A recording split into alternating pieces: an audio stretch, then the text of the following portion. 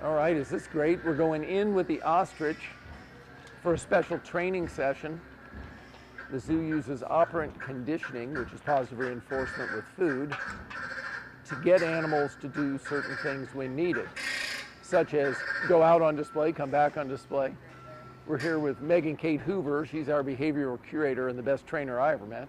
We've got Dan Tarosi, who's the keeper. He's got a whistle in his mouth. Now, why does he have a whistle in his mouth? So that's the bridge that he will use with Rose here, who's one of our female ostriches. Okay. All of our keepers use something different. He needs his hands free, so he uses a whistle as a bridge that tells her that's exactly what we want, and then she'll get rewarded. Yeah.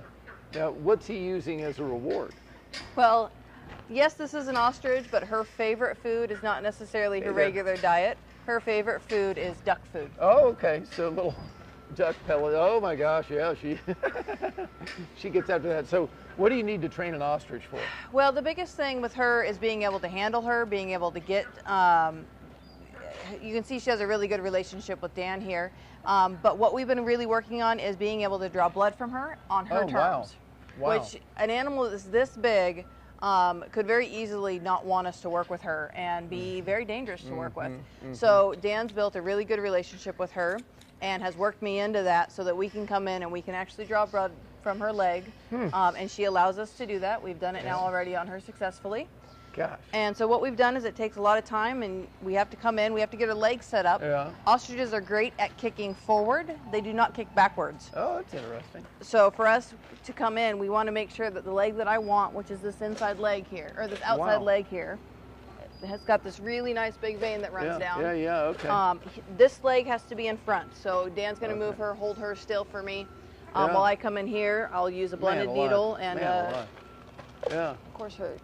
And so you draw blood to monitor their health? Or, correct. Yeah, okay. And that way, if she's not feeling well or if there's anything going on with her, we're going to know ahead of time, or we're going to be able to find answers very quickly. You can see how nicely she holds for us for this. Yeah.